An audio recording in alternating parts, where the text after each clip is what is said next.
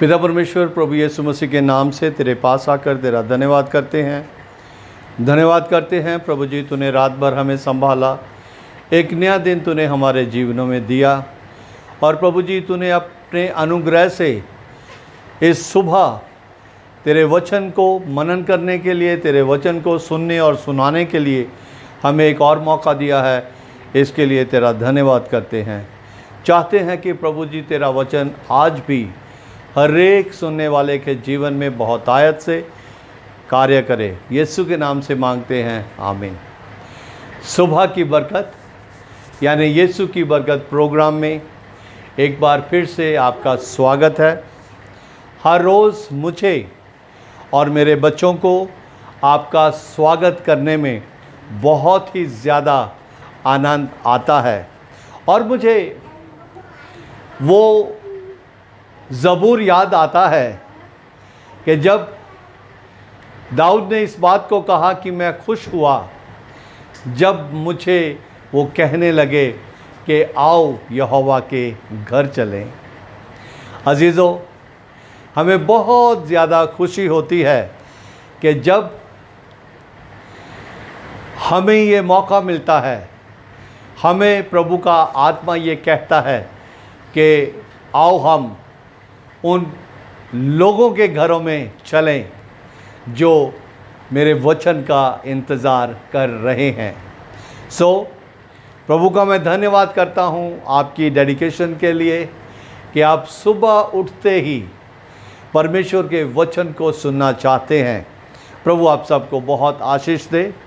इन दिनों में जो विषय हम देख रहे हैं वो ये है कि यीशु का अधिकार, अथॉरिटी ऑफ जीसस, इसको हम मनन कर रहे हैं और पिछले 2 दिन से हमने इसमें क्या क्या देखा है उसको मैं हल्का सा बयान करना चाहता हूं कि पहले दिन हमने देखा कि जब उन लोगों ने यीशु मसीह को परमेश्वर का पुत्र करके जान लिया तो फिर वो यीशु मसीह को दंडवत करने के लिए मजबूर हो गए। यानी कि उनके मन में ये भावना आ गई कि ये कोई आम व्यक्ति नहीं है, ये परमेश्वर का पुत्र है, इसे दंडवत करना ज़रूरी है। और जब उन्होंने इस बात को जान लिया कि ये परमेश्वर का पुत्र है तो उन्होंने दंडवत किया। यानी उन्होंने ये जान लिया कि यीशु की आराधना करना हमारे लिए ज़रूरी है, क्योंकि उसके पास ये अधिकार है कि उसकी आराधना हम करें। दूसरी चीज़ जो हमने देखी थी वो हमने मत्ती की अंजील उसका 7 अध्याय 29 आयत को हमने देखा था कि उसका अधिकार जो है इस पृथ्वी पर उसका अधिकार है। और उसके बारे में हमने और वचन भी देखे थे। मत्ती की अंजील उसका 28 अध्याय 18 वचन में प्रभु यीशु मसीह ने बिल्कुल स्पष्ट रीति से इस बात को कहा अपने चेलों के से कि स्वर्ग और पृथ्वी का सारा अधिकार मुझे दिया गया है, इसलिए तुम जाओ। आज जो अधिकार का तीसरा पहलू है उसको हम देखने जा रहे हैं और वो तीसरा पहलू यीशु के अधिकार में क्या है, वो ये है कि यीशु को पाप क्षमा करने का अधिकार था। इसके लिए हम लूका की अंजील उसका 5 अध्याय उसके 24 वचन को देखते हैं कि वहाँ इस तरह से प्रभु यीशु मसीह कहते हैं कि परंतु तुम जानो कि मनुष्य के पुत्र को पृथ्वी पर पाप क्षमा करने का भी अधिकार है। तुम ये जानो। कौन ये जाने? वो लोग जाने जो प्रभु यीशु मसीह की उपस्थिति में तो हैं, लेकिन वो प्रभु यीशु मसीह की उपस्थिति में बैठकर भी दुष्टता के काम नहीं छोड़ रहे। और उनमें जो मुख्य लोग थे उस समय के फरीसी और शास्त्री लोग थे।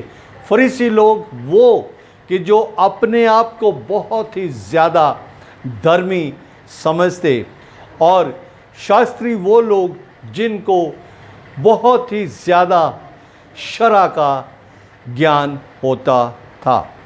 तो प्रभु यीशु मसीह इस बात को प्रकट कर रहे हैं।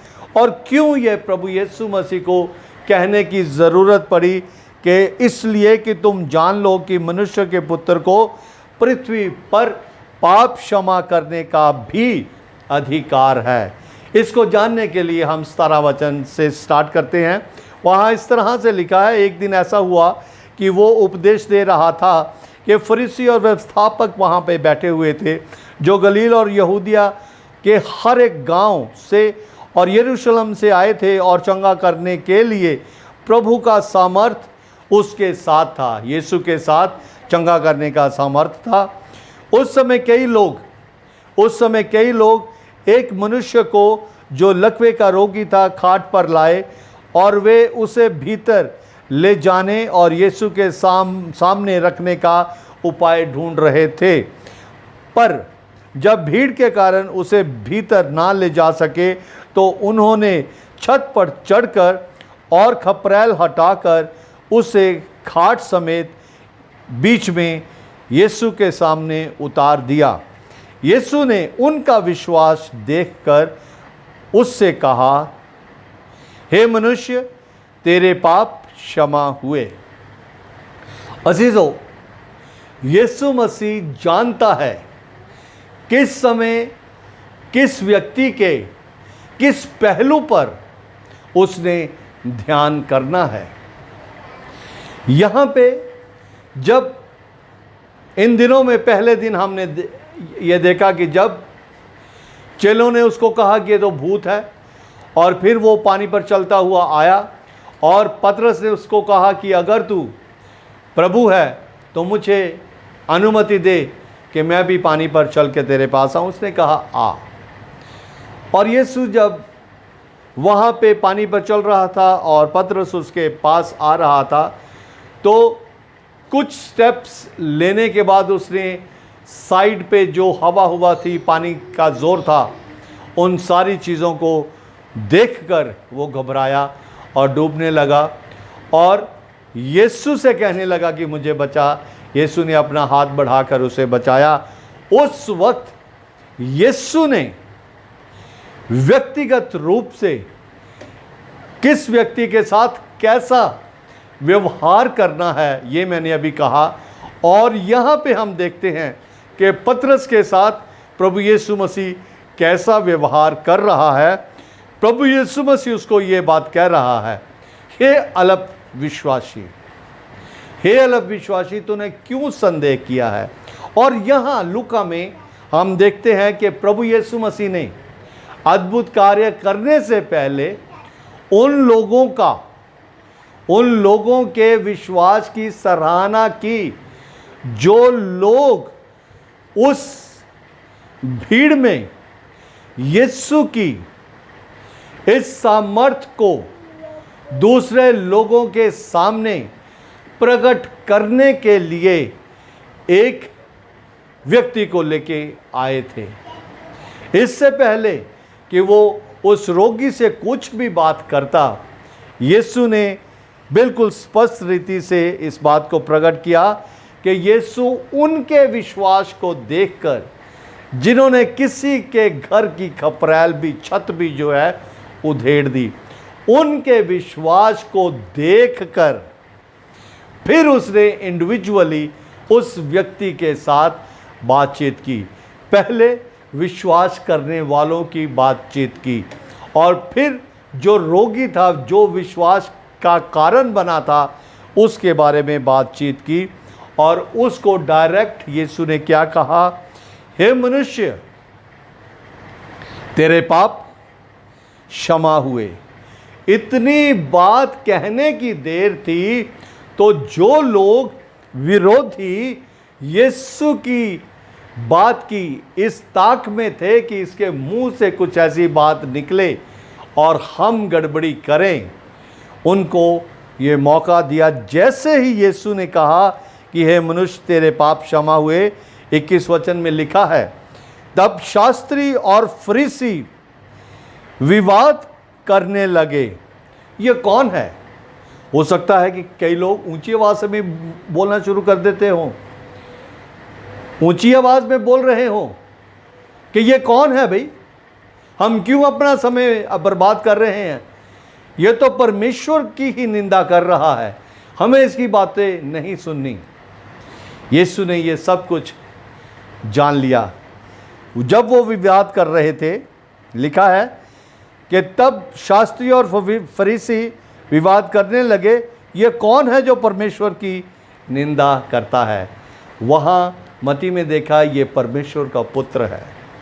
और उसके बाद ये इस बात को जब हम देखते हैं कि जब यीशु ने प्रकट किया कि मनुष्य के पुत्र को क्या क्या अधिकार है, उसने कहा कि स्वर्ग और पृथ्वी का सारा अधिकार दिया गया है। यहाँ ये यीशु इस अधिकार को भी प्रकट कर रहा है कि उसको चंगा करने का अधिकार है। ये कौन है जो परमेश्वर की निंदा कर रहा है? अगला सवाल क्या है उनका? परमेश्वर को छोड़ और कोई पापों को क्षमा कर ही नहीं सकता। अब यहाँ पे वो लोग यीशु को परमेश्वर नहीं समझ रहे थे। बहुत बार हम भी ऐसा करते हैं। यीशु को हम सब कुछ अपने जीवन का मालिक कई बार हम नहीं समझते, हम अपनी कोशिशों में लगे रहते हैं। लेकिन प्रभु का धन्यवाद हो, उसमें बहुत धीरज है। वो बहुत ही धीरज के साथ लोगों के साथ ट्रीट करता है। और ये सब कुछ होने के बाद उनके मन में यीशु ने उनसे कहा कि अपने मन में क्या विवाद कर रहे हो? डायरेक्ट मेरे साथ क्यों नहीं बात कर रहे? क्यों अपने मनों में आप विवाद कर रहे हो? आगे यीशु उनसे उनके सामने सवाल रख रहा है। वो सवाल क्या है कि सहज क्या है, आसान क्या है? क्या ये कहना कि तेरे पाप क्षमा हुए, या ये कहना कि उठ और चल फिर? यहां मैं समझता हूं कि यीशु मसीह दो अधिकारों को प्रकट कर रहा है। पहला अधिकार, क्या ये कहना कि तेरे पाप क्षमा हुए, या ये कहना कि उठ और चल फिर? अजीजों, हम किस अधिकार से प्रभु यीशु मसीह को जानते हैं, या इस तरह से कहा जाए कि यीशु के किस अधिकार में हम रह रहे हैं? यीशु को हम अपने जीवन में किस क्षेत्र का अधिकारी मानते हैं?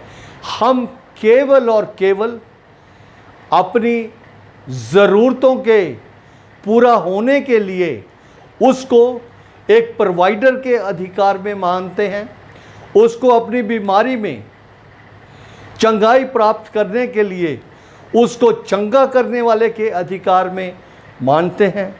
आने वाले दिनों में हम और ज़्यादा इस बात को सीखेंगे। प्रभु यीशु मसीह ने 24 आयत में इस बात को कहा कि ये सब कुछ इसलिए हुआ कि तुम ये जान लो, तुम जो विवाद करने वाले लोग हो, तुम ये जान लो कि मनुष्य के पुत्र को इस पृथ्वी पर पाप क्षमा करने का भी अधिकार है। ये सब कुछ जो हुआ है ये इसलिए हुआ ताकि तुम जान लो। वो बीमार को यहाँ पे इसलिए लेके आए ताकि तुम जान लो। तुम मेरे सामने इसलिए बैठे हो ताकि तुम जान लो। हम क्या जानते हैं? प्रभु यीशु मसीह हर रोज़ सुबह की बरकत प्रोग्राम के माध्यम से अपने वचन को इसलिए हमारे घरों में लेके आ रहे हैं ताकि हम जान लें। प्रभु आप सबको बहुत आशीष दे। आइए प्रार्थना करें। पिता परमेश्वर, तेरा धन्यवाद करता हूँ तेरे वचन के लिए, और धन्यवाद करता हूँ तेरे लोगों के लिए जिन्होंने तेरे वचन को सुना। प्रभु हम सबको तेरे अधिकार में रहने के लिए सहायता कर, अगुवाई कर। यीशु के नाम से मांगते हैं, आमीन। सबको जय मसीह की। प्रभु आपको बहुत बहुत आशीष दे। कल सुबह फिर से मिलेंगे।